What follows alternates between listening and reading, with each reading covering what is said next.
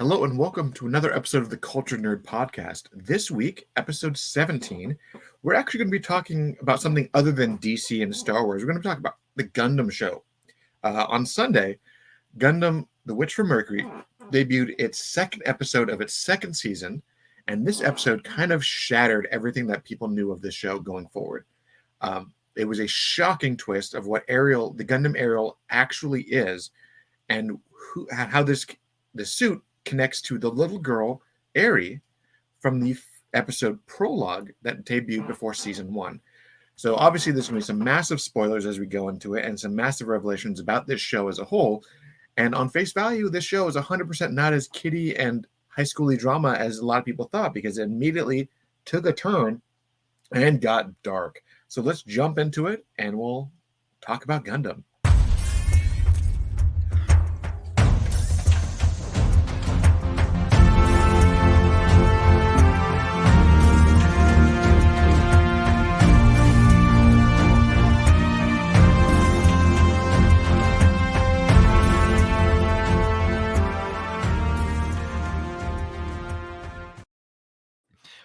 Finally, we get to talk about a topic that I'm excited for. Heroes don't wear capes, Taylor. They wear robot suits and fight other girls in robot suits. So when we were kids, I know that we talked about this before, that the Gundam franchise kind of hit when we were in middle school. And it was like a huge thing. But you and I also are products of the 80s. So giant robots is not, Gundam was not our first forte into Japanese giant robots. We had things like Ultraman was kind of essentially like, from what it looked like, a robot versus a kaiju, but it was just an alien dude. Well, I'll take it one step further. I would even say Voltron. Well, but even then, those shows were on, but they weren't necessarily a mainstay. Power Rangers happened, and all of a sudden, I wanted all my heroes to have a robot in their back pocket. And then finally we got a show that was way more robot-centric in Gundam Wing. Right. And mind you, I know that when we were younger, I don't think we ever actually brought this show up, but I actually watched this one show when I was younger, and it was called Tekkaman Blade. Yes. I remember seeing that in the early 90s. I loved it to pieces, and it was dark, it was fun, it was just pure 80s robot space battling stuff, and I loved it. They readapted it into America. When they brought it to America, they called it Technoman, and it aired very weirdly, but I loved it. So when Gundam came, I never saw it in that form, but I did play a bunch of Tatsunoko versus Capcom. So that familiarized me with the character, and then I went and looked into all of these other things as well. Right. I really want to get into it with you. I think we need to give 2 warnings up front. Yes. And so I'm right going to let you know that, okay. So the first warning is spoiler alert. We're going to be talking in depth about season 1 and what's happening in season 2. So if you have not seen the show and you want to watch the show, you should watch it. You should maybe hold off on this episode for a little while.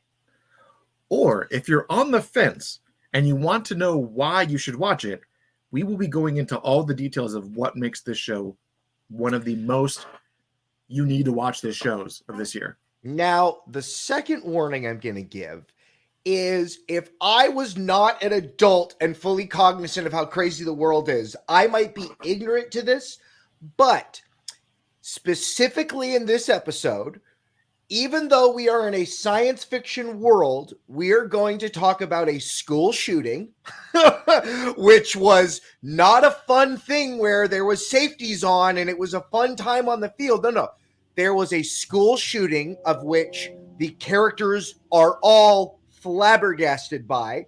We're also probably going to talk about some terrorism. Now, we're not going to harp on these a whole bunch, but these are topics that are going to come up. So I would like everyone to be aware of that before we move forward. Yes, because Gundam took a turn in this episode and really solidified the fact that as much as people think anime or cartoons are for kids, this show, the first season kind of teetered on this line of, this is a teenagers at a high school. This is not a dark show.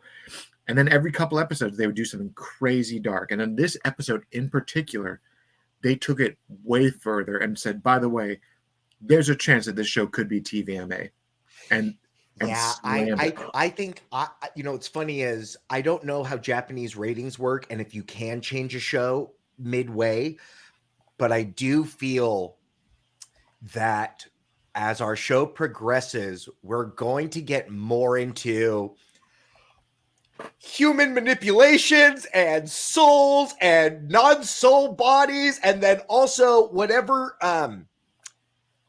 we are going to call the electromagnetic spectrum of Gundam vision, whatever like that radiation is, that feels like a thing that other people are also channeling into babies that they're cutting open. Yeah, it's a crazy show.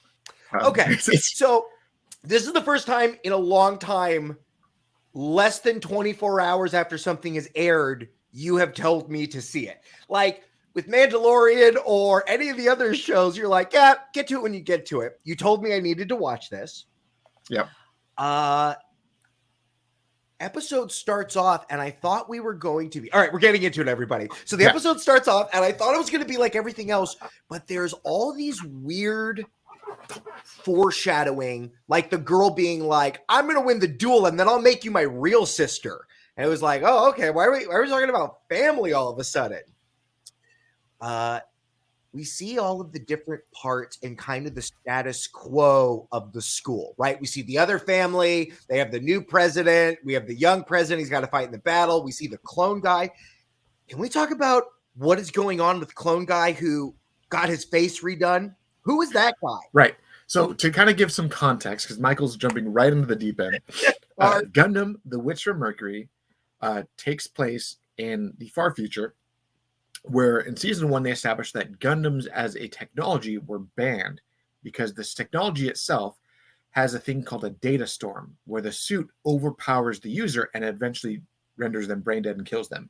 We saw an example of this in episode 0, where we see what happens when people push it too far. Right. And we also found out that our redheaded main character could channel this storm no problem and did not affect her whatsoever. Yes. So in the episode Prologue, in episode 0, you had this family that was introduced. And you have Eleonora Samaya, the mother, right there, who at the time was in her mid-20s. And she had her 4-year-old daughter. It was her birthday. Eri Samaya. And they were all in this program, this Gundam building program for their company of Orcs Earth. And this program, they were developing this brand new Gundam, and they were basically describing that this suit was going to be the next evolution of humankind, that it was going to allow them to explore space, it was going to allow them to basically supersede the physical and transform into the metaphysical. And they had all these lofty ideas. The villain of the show essentially outlawed Gundams and said, we are going is he the villain of the show? Because now that you're talking about like transforming human beings metaphysically into robots and stuff like that, it's like I understand the motivation of why the governments of the world and the universe have outlawed this. Yeah. So it was something else. So as the episode went on, the main villain of the show, he outlawed the Gundam usage. He outlawed the development and basically told this basically Senate kind of a thing that I am now going to take over and I'm going to peacefully obtain all of the workers and the technology from this unit. The reality was he actually sent a hit squad to that unit and killed everybody.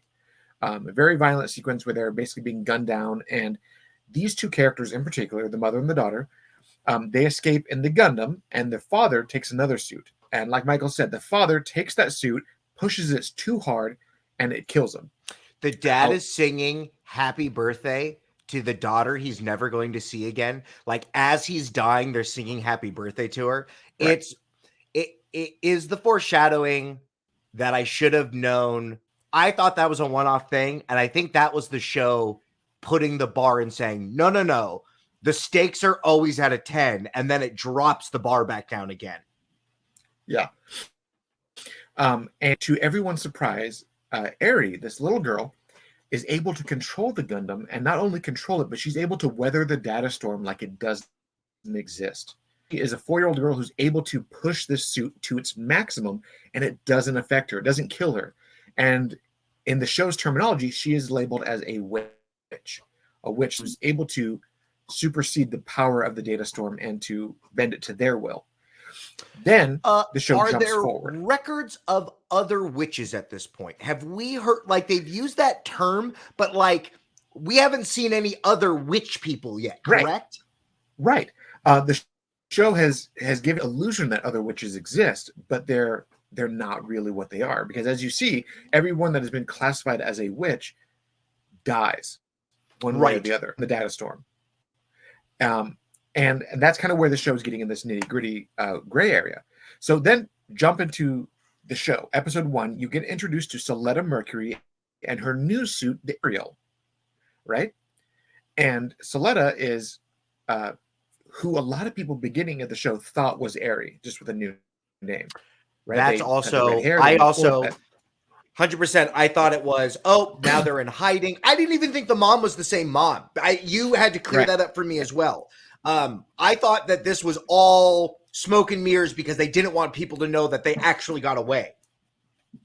Right. And then people started to realize that this wasn't the case, not because of what the show was doing, but because of the background info that they gave on the show. When they announced that the episode 1 took place on this year, and then episode 0 took place on this year, people realized there was a 25-year gap. And they're like, wait, that can't be Aerie. That doesn't make any sense. So that's so smart. So as the show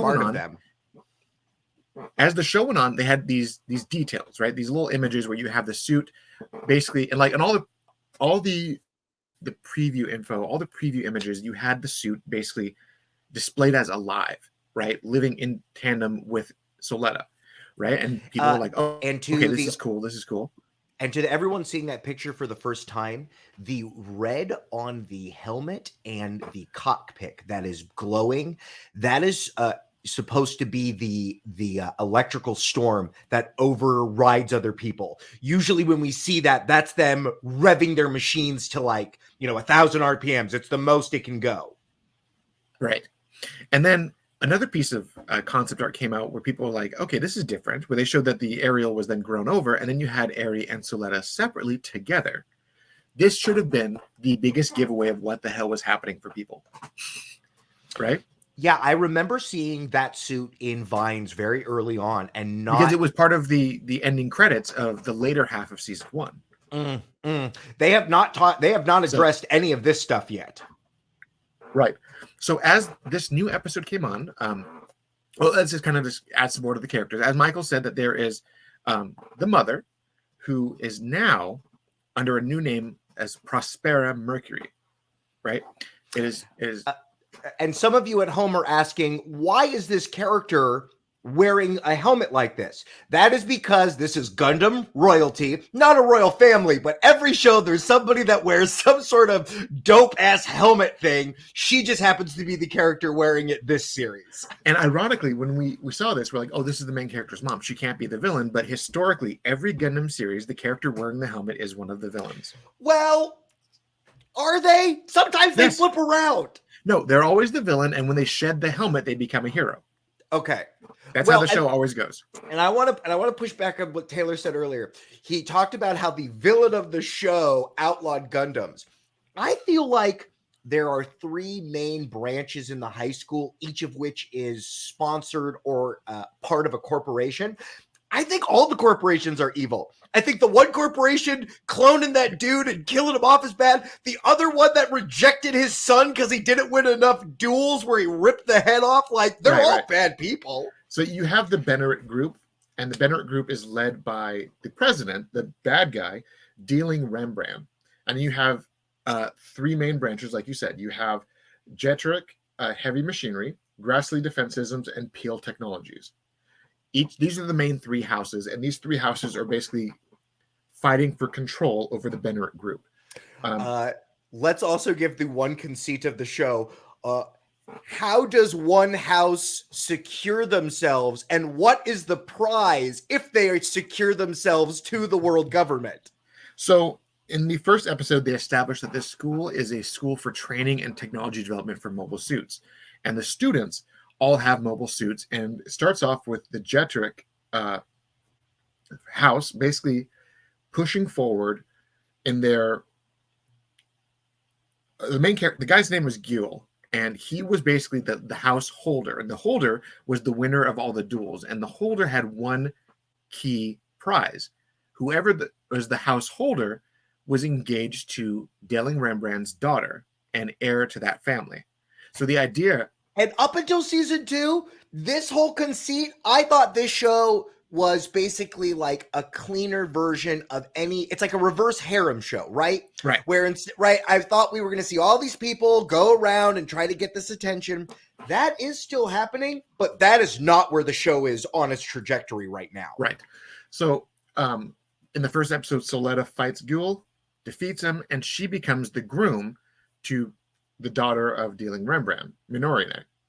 And that's why she's wearing the white outfit, because she's also like the bride / groom. Right. The other girl is totally fine. She's like, I'll marry a woman, whatever. And that's our show. And they even joke, they're like, it doesn't matter if you see people on the side because we're being married out of obligation, not love. So whatever. So they do this really fun dynamic there. As the show goes on, you see assassination attempts, you see coups, you see things like that of trying to develop control over the Benneret group. In this latest episode, and as the first season goes on, you see a terrorist ploy by the Peel Technologies group. The main son of the Peel Technologies, Shattuck, he is basically trying to take over. No, not Peel. I think he's Grassley. Is he Grassley? Okay. There's the anime boy with the purple hair. He was living in a tent, and then there's the other kid who's who is a liar kid who they did the plastic surgery on, and he killed his other versions. He's part of Peel. Okay. The Grassley Defense Systems, that's Shattuck's adopted father who runs that one. So as the first season ends, Shattuck stages a coup with members of an Earth terrorist group and 2 Gundam pilots with two Gundams with 2 witches. Yo, that heavy, I know we've already said it, and it's not a heavy arms Gundam. That heavy arms Gundam is really growing on me. We keep really seeing it do amazing things, and I'm like, man, that's what I'm talking about. Oh, we also need to address this in terms of triggering things. And again, this is because I'm watching the show as an adult. There is genocidal speak out of our characters. Yeah. It's funny because I didn't think about it, but like, when the Earthlings want every Spatian killed, I was like, we're talking war crimes here. We're talking the next level. It's not just like, I'm mad at you. They tried to kill that entire school. You know what I mean? Yeah. So as the first season comes to an end, as Soletta saves the day, Soletta shows a very unique thing that I'm going to get into in a minute. She kills a villain and with a smile on her face reaches out to Minorine. Minorine says, you're a murderer, but she doesn't realize the actions of what she's done. She basically, the suit came in and essentially on autopilot, the suit slapped down and squished a guy. She fell down, landed in his pile of blood, got up, kind of shook herself off, and then reached out for help. This was one of the moments where you realize this show is 100,000% not for kids. When you're like, okay, this show, this is it. Here it goes. So as season 2 starts, you see that the houses are now fighting over control. They basically are like, no, we need to take Soletta out. So they do these exercises, these trainings where they're basically sending 3 people, 4 people, 5 people on duels against Soletta. And in this episode, they start off staging what's called a Rumble free-for-all duel. And every member of every house was going to basically be participating in this exhibition match. And as it's a nonsense thing, but the show is filled with nonsense battles, which usually, again, the stakes are this interplay of drama that we're talking about, but our main girl, like a wrestling face, who may be a villain now, she won all of her fights. So the audience, we're never scared that she's going to lose, but what's going to happen to her. Right. So in this episode, you have part of the duels is that they have safeties and countermeasures where you can't kill each other. The system won't allow you to target the cockpit. I won't let you do this. There's only certain things you can do, and the system blocks you from taking kill shots. As Michael said, the school shooting aspect of it, as this duel is beginning, this battle royale is going, the two terrorist units from the season finale of the previous season break through, show up, and start attacking. And by terrorists, we mean like child soldiers. These individuals were not like any of our school children. When they showed up, they were there with murderous intent. They were told to do a job, and they keep going back and forth. We even see one of the characters enjoying torturing of people. And you're like, oh, okay, this is creepy. Right. And as they start doing this, they actually kill a student, right? They blow one student up, and that's when the whole school's like, oh my God, what's happening? And they try to evacuate, and then they can't because the system is now locking them out because they've disabled that system. So they're basically trapping everyone in as they're going on their execution spree. And even though we've seen many episodes with robots fighting each other in big explosions, it was very clear that this kid was murdered. Everybody, the way that they showed it, the way that it played out, the way the consequences, the way the audience, the kids in the school watch these different exhibitions, it is horrific. And once it happens, panic sets in on this entire floating school. Yes, and as the show goes on, you realize that Shattuck, the blonde-haired leader of the duel board, is actually puppeteering these two terrorists and in an attempt to basically kidnap and basically stage a coup against his father and take over Grassley Defense Systems.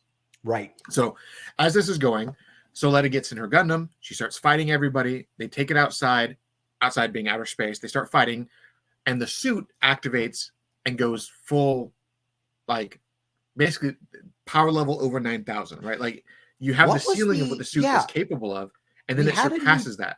We had a new term, gun bits. Well, the gun bits was something that was talked about the entire time. The gun bits are the weapons that she has. Right, but she turned other suits into gun bits. When she activated this almost like an EMP wave that surrounded her body, and basically like the suit came alive essentially, and then the suit anything that was caught in that wave turned against their base programming and became an extension of herself. So the enemies, the terrorists, they had the two pilots, they were attacking, and then with that they had like a little army of drone mobile suits, and then Soletta took over those drones and started having them attack them.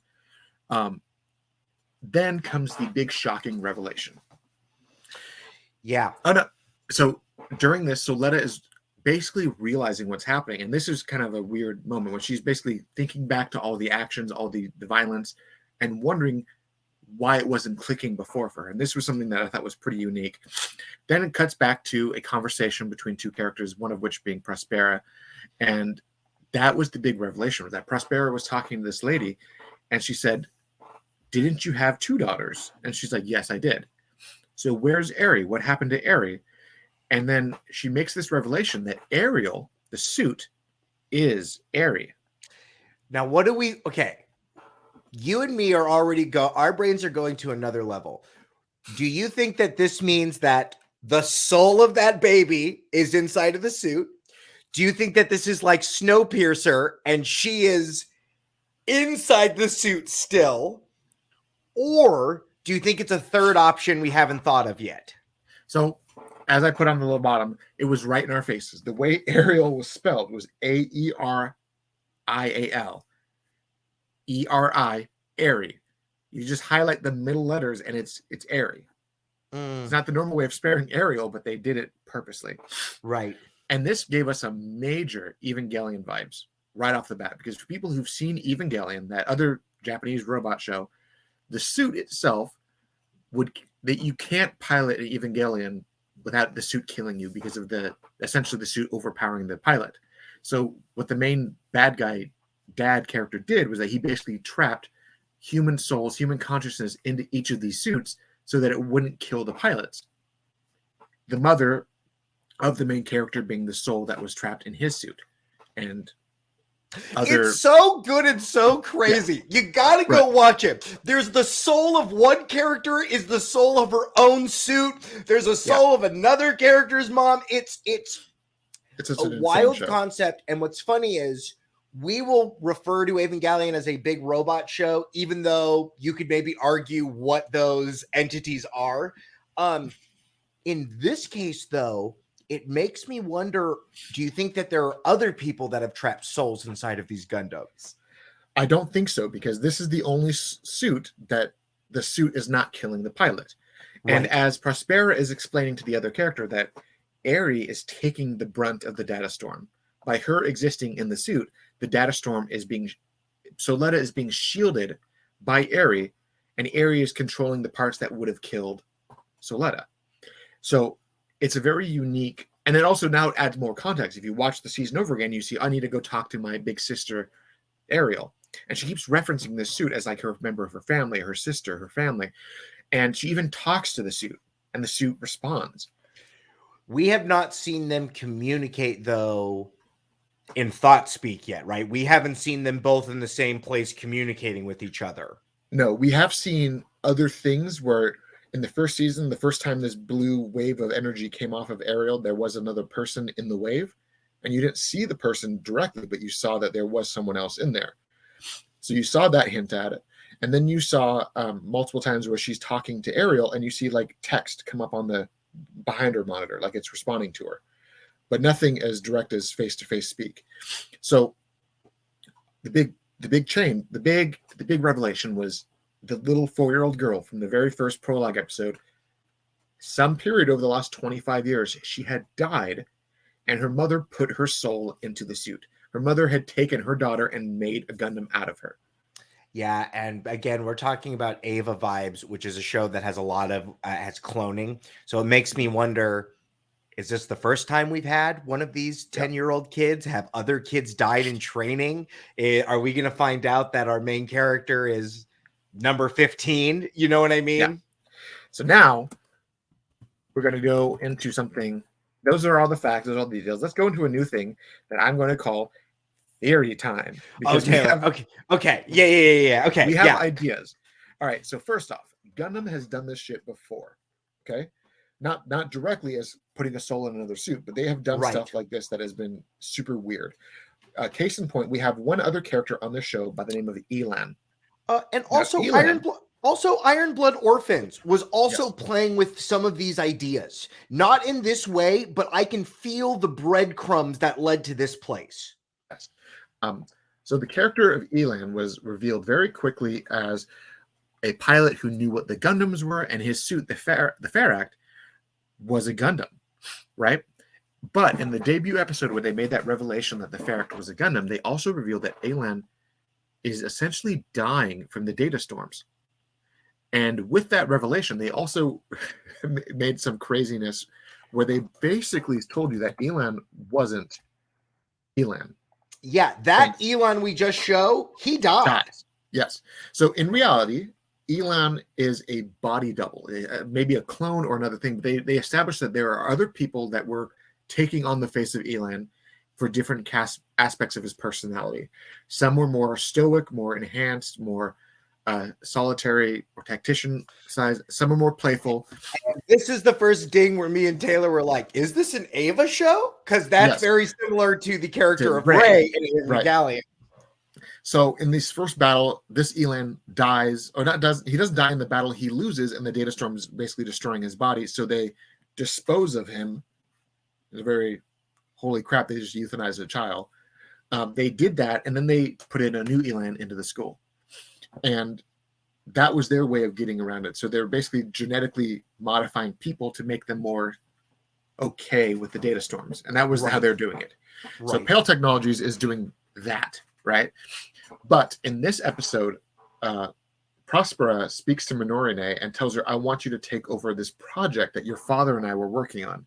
And as she explains what this project is, that's when you start to realize that the bad guy may not be the bad guy, or at least he's not alone in the villain.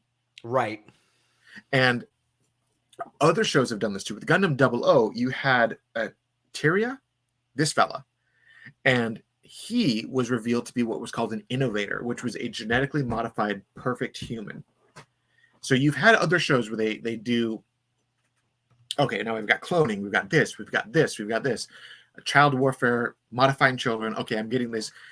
But then it clicked on me. My theory is that Soletta is not actually Prospera's daughter. You think she's a robot? I think she's a clone. Because in the prologue episode, there was a quick flashback where Prospera was talking about the first time that she met this doctor who developed the gun technology. And that shot, that looks like Soletta. Just a slightly older, maybe 19-year-old version of Soletta instead of the 16-year-old one that we get in the show. My theory is that the reason why Soletta is so bubbly and so innocent and so naive, and you have moments like this where she doesn't see the gravity of her actions, Taylor, is because are you going to say that she's only 6 months old? I think that maybe she's like 5 or 6 years old total. Now she was born at 10, but she's now only been alive 6 years. Yes. I think they're probably using implanted memories. They're probably changing some things. Maybe she's got some of Aries' memories of her childhood, so that's why they can fill in the gaps. And then the moment when Aries died, that's when they say, okay, the memories stop here. This is where we can start the clone. Do you think that if this body dies, do you think that the next clones will inherit some of these memories? Because I don't think we ever get this naive person again. If the next person comes back, is she more... I want to say ballsy, but I'm trying to think maybe more assertive, maybe more aggressive, because she's so passive and scared of everything. I'm not sure if they will go with the route of killing Soletta and then putting another Soletta out there. I think the audience would check out very quickly. I mean, you can play it off as a joke like they did in the Venture Brothers, where the brothers have died thousands of times and they just regrow the bodies and slap their memories in them. Right. But the reality is that there is a strong evidence that Soletta is a copy of her mother. Wow. Okay. And so is Ariel then her actual daughter?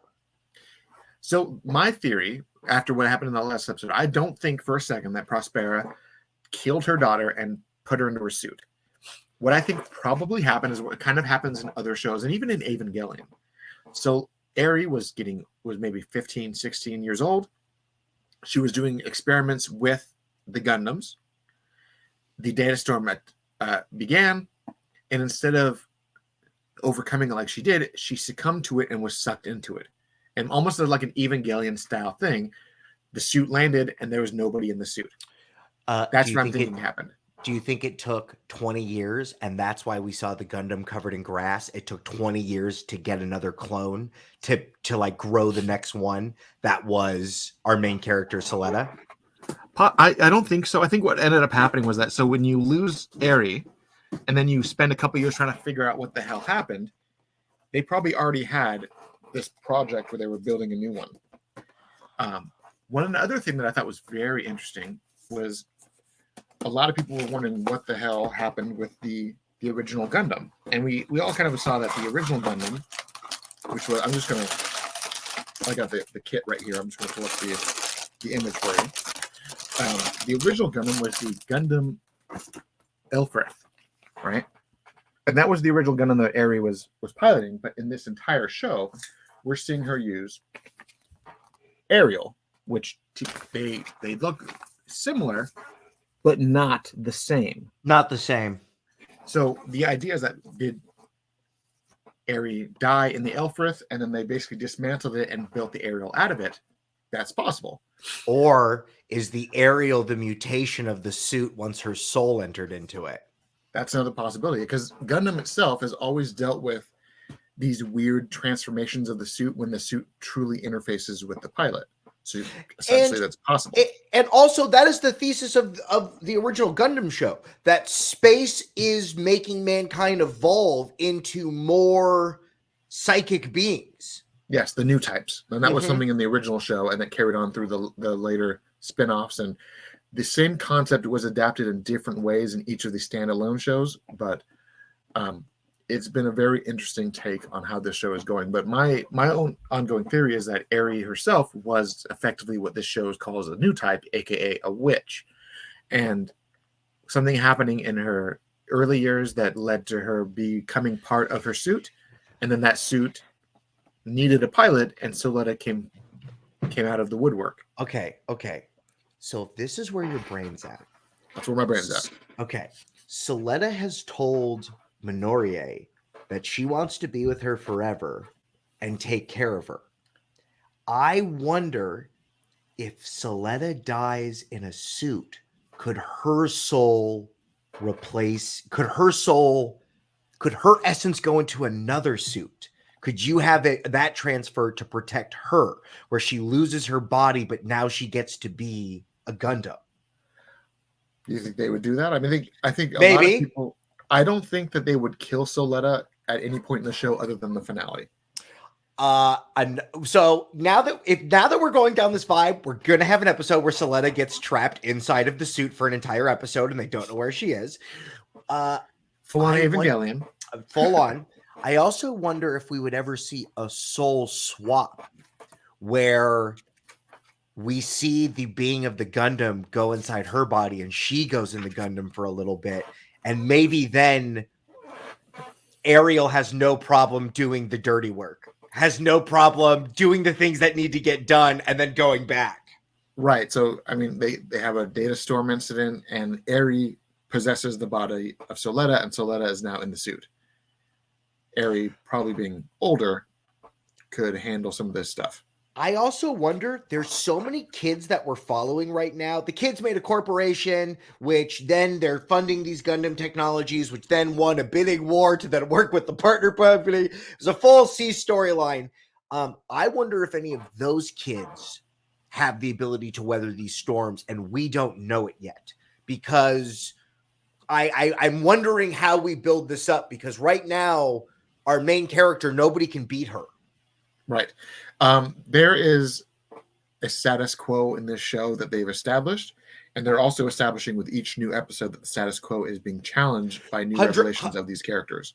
100%. The point of this kid dying within the thing has now taken away the safety of the school. Beforehand, crazy stuff happened outside of Hogwarts. Now Hogwarts is not safe as well. And we're only in season 2 of this show.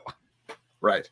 So there's a lot of things about this show that could easily shift into much darker territory. And Gundam is known for that. Gundam is known for each of their seasons supplanting and going crazy overboard on the next. Like the first Gundam series, you had, okay, this happened. Now we're just going to travel around the Earth. We're going to fix these things. Second season goes into, now we're dealing with new types and psychic stuff. Third season, Char is now going to throw a satellite, a meteor satellite at the Earth to destroy the Earth because screw the humans. And then like the shows all escalate like that. Gundam Wing had the same thing where you have, okay, Zex Marquise is now Miliardo Peacecraft. Okay, escalation. Oh, same thing. I'm going to throw a space station at Earth, killing the Earth so that space can live free. Right. The second half of each of these shows always escalates in a crazy way. Even with Iron-Blooded Orphans, when you paralyze the main character so that he can't use his body outside of the suit, and then the suit kills him. They drag him around. He can't even move, and they just bring him places. Yes, because he sacrifices himself for everybody. It's such a dark show because like he loses the use of his arm, but then he uses the use of his leg, and then eventually, like you said, they literally are wheeling him around in a wheelchair as they're putting him into the suit so that he can go kill people. But that show was dark from the get-go. Yeah. You watch that show, and very quickly it's like, hey, these are... Oh, this 6-year-old kid just shot a dude in the head. Yeah, right. Are racist to Martians. There's a right, like all of that stuff. That show hits you very hard. This show, it all crept up on you, and now we got, blood on hands. Yeah. So this show in particular, I always will say that Gundam is a franchise that shows you the dirty side of war. And how dark war can be. And it doesn't glamorize war. It doesn't say, oh, these are the good guys, these are the bad guys. Everyone is equally dirty. Everyone is bad. Gundam 00 had the fact that the main character was a child terrorist. Right? Like you had these aspects of each of these characters that even though these are the main characters, the good guys, there's rarely redeemable qualities. And these are the kind of characters that I will fight this war so the generation after me can live in peace. And that's how these characters always are. I feel like our school kids are going to be the front line of whatever the battle that is going to come, because these three companies are not going to allow this technology to get out there. And I feel like that's what's happening now. Yeah, especially now that the revelation that this technology is being perfected by the use of essentially a human soul in the suits. That crosses so many lines that people are not ready to even entertain in the show. And this is probably going to, once the revelation that Gundam Ariel has a human consciousness inside of it, you're going to see kind of like an arms race where other companies are like, oh, the Peel company, that's what we've been doing wrong. Let's sacrifice one of the Elons and put him in the suit. And then you see that as being an escalation point where the show is going to start. It's like the dawn of the moment we used the nuclear weapons for the first time. Now every country learned the technology. Once the cat is out of the bag, this show is going to take a very dark twist. I think you just nailed it. I think Elon is going to go into a suit, and I think the suit doesn't respond to the piece of shit guy who's driving it. I think the suit is going to deny him. Yeah, because I think the reason why Soletta is so good with Ariel is because Ari knows who Soletta is, and that's why she's protecting her sister. But we don't know who Soletta is. Right. Soletta could be a clone. Soletta could be a child. It could actually be a kid who was just raised in like complete isolation. But we don't know the true nature of this character. And the revelation... Is there any chance that Ariel grew up and died in a freak accident and that Soletta is her child? That's also tremendously possible. I mean, there's a chance that, if you overlap the ages, Soletta was 4 years old in the prequel episode. Anywhere between 20 and 25 years took place in between that. Japanese don't really take 18 as the age of like marriage and consent. You typically consider that 16 or so is when they can start having kids. There's a distinct possibility that Ari gave birth at a young age to Soletta and then died, became part of the suit, and now Soletta is piloting her mother's suit, who's been told that it's really her sister. That's a distinct possibility as well. And the names of all of this stuff, they keep playing with family and your chosen family and the family you're born into. This motif keeps happening over and over again. So I wonder where the link is with her in the suit, because it is going to be it's going to be one of these. Yeah, I mean, it's more than likely the fact that it's her older sister protecting her. That's probably what's going to be it is. But there's also the fact that it very well could be an Evangelion vibe where the suit is protecting the pilot because the suit is the parent of the pilot. That's also very possible. Do you think we get 3 seasons in a movie? You think we get 4 seasons? I don't know if the show can go. I mean, this stuff is ramped up so fast now. I don't know if you can do 5 seasons of this show. Oh, you 100% can, because just like Gundam 00 and Gundam Wing, the first season is all in space or all on Earth, and then the second season is the escalation of that first season, and then right after that, what happens? Now we're on Earth. Now we're on space. Like, they could have a whole season of the show where Soletta is now running from these corporations and hiding on Earth, or hiding. I was about to say, hiding on Mars. We've had a lot of Earth talk and Earth being shit on. You're right. We could absolutely have a season where she is underpowered somewhere on Earth. Yeah. And she's got her suit, but she doesn't have the ability to basically like, okay, now we can't recoup our ammo. We can't reload. So I've got to basically either fight with a sword or die.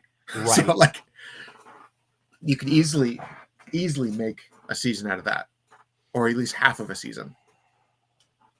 So, what do you think happened next? What do you think happens next week? Where do you think we go from here? Because we're going to dive more into this, and we're going to have more of this revealed. But I wonder how our Minorie will respond to all of this, and I wonder how this complicates their relationship. Because Minorie was basically told by Lady Prospera, you need to take over this company that your father was working before they dismantle it, I think she is going to find out the truth, and she's going to tell Soletta the truth. And that's probably going to be a breaking point when now Soletta is going to say, my mom's a bad guy. I need to protect myself, and I need to protect Ariel from her. I see that's where the show going. I wonder if we see that's when we see the first Gundam suit. I wonder if that's when another Gundam suit shows up. Well, I thought what was interesting was that the two terrorists, the heavy arm suit that you called, were actually called the Gundam Elfris Type D and things like that. Like, they were based off of that original Gundam. So I could easily see that original Gundam coming back. One of the houses in this episode had those Trojan-looking ones, real Tall Geese vibes with it, with the armor plating right here and the lances. I was like, this feels like suits we've seen before. Oh, you're talking about this guy, the Michaelis. Yeah, that was Yeah. yeah. I haven't built most of my Gundams. I built the Ariel, but I've got this one that needs to be built. I've got this guy that needs to be built, and like 5 I don't others. think that guy showed up yet. No, this was in the last season. These ones are the ones that had those crazy shields that were trying to kill Soletta, and then she was able to do that big blue thing that overpowered the shields. Yeah, she did the blue thing. And then I've also got the Belger, the Demis, and then Mr. Giel's pink Galanza with the big feathery flourish on the head. See, I think that guy his soul might go into a suit or something like that. You know what I mean? Because I don't know where he is. We saw him in space, right? Yeah, he's still alive. He killed his dad, and now he's probably going to switch sides. He's probably going to be fighting with Soletta. And I could easily see this show being, as this continues, as the show keeps going, I could see them abandon the school, and the lines they're gonna have to abandon the school. That always happens. I see the lines getting redrawn, and I see people forging new alliances. I think Elan is going to switch over to Shadak's bad guy team. I could see half of the Earth House following Soletta, Minorine following Soletta. I could even see Guel being on Soletta's team is like, I'm now going to fight with you because of what these horrible adults are doing. So I could easily see it turn into this like almost ragtag Red Dawn kind of a thing where like the bad guys are coming. Let's all fight. And you're right. They probably go to Earth to do that because it's very difficult to like. I don't know. There's just a lot more complications when you're in space. Well, I mean, in space, like they're following down the hallway. They can't get outside. Like right. But on Earth, it's like, where do they go? They could be in a tree or they could be under a mountain. Like there's a lot of more places to hide on a planet than in a space station. So that's where I see the show going, and I'm all for it because. At first, I thought this Gundam show was going to be a little bit lighthearted, and then I think episode 2 or 3, when they showed the protestings on Earth and then them gassing the crowds, I'm like, oh no, this show's going to get dark. I realized very quickly that the show was very. I'm happy that the show is exceeding my expectations. I'm really happy that the show did not stick with what I thought was going to be the bubblegum version of the show, the Harry Potter. I mean, Harry Potter took multiple books before, the world got really, really dark. And this jumped right out of it. And I'm happy that the Gundam team is taking on a story like this. You're right. Yeah. They're very anti-war in a very fun way. I think it's the way their message has always been to entertain and to get people to watch, which is how it always happens. But the motif of every show is that the dangers of war, the dangers of losing yourself in war, and why war essentially is bad. So that's Gundam in a nutshell. Well, I hope that this is a great jumping off point if people have not watched this, or hopefully you are frothing at the bit like we are to get more of it. But if you're not, it's a real fun show. It's a real fun watch. It's real lighthearted. This stuff picks up, but I'm glad to know that the show, now I know where it's going. You know what I mean? And it's a different show to recommend to people now that I know where it's going. And it's one of those shows that I said, like, it will be very lighthearted when it needs to be. It makes these really fun jokes, really fun, little lighthearted. You're like, oh, this is fun. This is nice. But it's always the calm before the storm. The calm moments are fun to watch and they're entertaining. The storm is always nuts. And it's always like, holy crap, they just did that. Well, I hope it doesn't go berserk and we get like the crazy finale or something like that. Like, hopefully we continue this, but you're right. The conflict is going to only ramp up, and it will be interesting to see when new lines are drawn. Mm-hmm. Maybe sooner rather than later, but that could also be the season finale of this season 2 of this 12 episode arc. And mind you, we're only 14 episodes, and Gundam shows are typically known to go at least 45 to 50 episodes. So, oh boy, Taylor. Oh boy, I can't wait. So many terrible things are going to happen, and I'm so ready for it. So many terrible things are happening. But I'm all for it because Gundam has been a fantastic show, and I love every bit of it. But on that note, thank you all for entertaining us today as we gushed about our love of the Gundam shows, especially the new one. If you want to help us keep the lights on, if you want to help support us, head over to our Patreon. Otherwise, thank you for joining us. I have been your host, Taylor Murphy, my co-host, Michael Santel. Big thank you to our current Patreon supporters for helping us do what we do and love what we love. And if you're at home, scan that QR code, harass us on the socials. But above all, thank you for joining us as we talk about Gundam. And hopefully, tell us in the comments, do you watch this show? Do you like this show? Do you like Gundam? Do you hate Gundam? Talk about it. I am responsive to comments. I will bring up anything that you ask. Bug me on the socials. I will bring that up too. Like, comment, share, do the usuals. And if you do listen to what we say and you do watch this show and you watch the episode 0 first, mind you, watch that first. Watch that episode 0, watch episode 1, and then tell us what you think. Because this show very quickly escalates. And that's what's so fun about it. But thank you again for joining us.